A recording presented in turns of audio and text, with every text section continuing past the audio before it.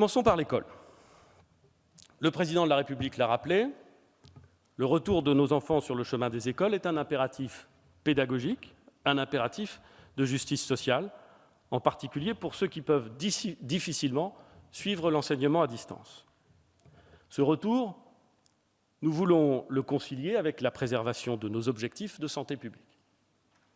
Pour ce faire, nous proposons une réouverture très progressive des maternelles et de l'école élémentaire à compter du 11 mai, partout sur le territoire et sur la base du volontariat.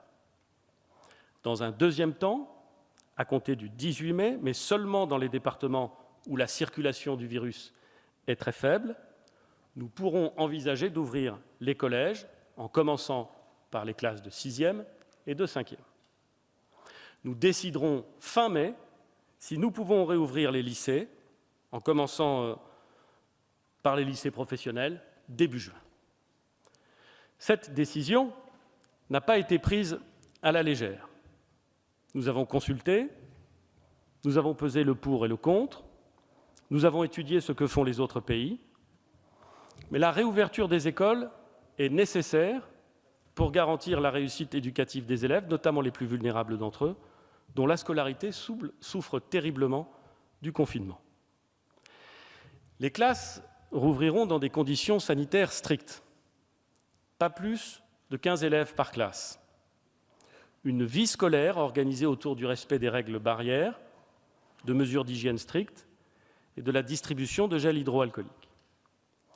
Tous les enseignants et encadrants des établissements scolaires recevront des masques qu'ils devront porter quand ils ne pourront respecter les règles de distanciation.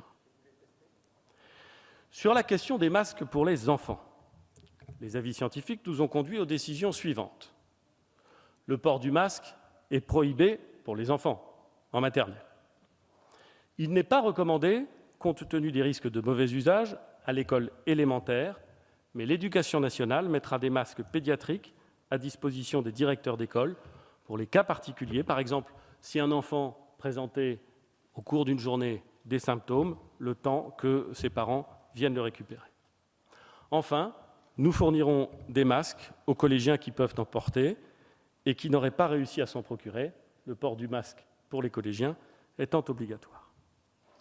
Un intense travail de préparation doit avoir lieu dans chaque académie afin que nous puissions préparer cette rentrée évidemment très particulière. Les enfants devront pouvoir suivre une scolarité soit au sein de leur établissement scolaire dans la limite maximale de 15 élèves par classe, je l'ai dit, soit chez eux avec un enseignement à distance qui restera gratuit bien entendu, soit en études, si les locaux scolaires le permettent, ou dans des locaux périscolaires mis à la disposition par les collectivités territoriales si elles le souhaitent, pour des activités de sport, de santé, de culture ou de civisme. J'ai admiré la mobilisation de l'Éducation nationale pendant le confinement, le dévouement de milliers d'enseignants qui se sont mobilisés pour accueillir les enfants de soignants, qui resteront accueillis, bien entendu, dans les temps qui viennent. L'ingéniosité de tous ceux qui se sont réinventés pour offrir à leurs élèves des modalités originales d'enseignement à distance.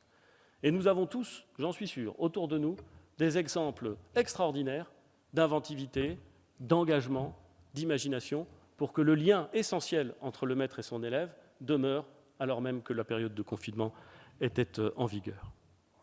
Je veux laisser le maximum de souplesse au terrain en la matière. Et je sais que c'est ainsi que les directeurs d'école, les parents d'élèves, les collectivités locales trouveront ensemble, avec pragmatisme, les meilleures solutions. Je leur dis que nous les soutiendrons et que je leur fais confiance. Les crèches seront également réouvertes. L'accueil par groupe de 10 enfants maximum sera possible, avec la possibilité d'accueillir plusieurs groupes de 10 enfants si l'espace le permet et si les conditions sont réunies pour que les groupes ne se croisent pas. Cette réduction des capacités posera au moins dans un premier temps la question des priorités d'accueil. Les crèches accueillent déjà les enfants selon des critères économiques et sociaux et il n'appartient pas à l'État de définir ces critères à la place des gestionnaires. Il me semble néanmoins que l'impossibilité de télétravail pour un couple d'actifs ou les difficultés rencontrées par les familles monoparentales devront être prises en compte dans ces critères. Les enfants des soignants et des professeurs devraient également, à mon avis, être prioritaires. Le port du masque grand public sera obligatoire pour les professionnels de la petite enfance, puisque les règles de distanciation physique ne peuvent pas y être appliquées. Bien sûr, il n'y aura pas de port du masque pour les enfants de moins de 3 ans.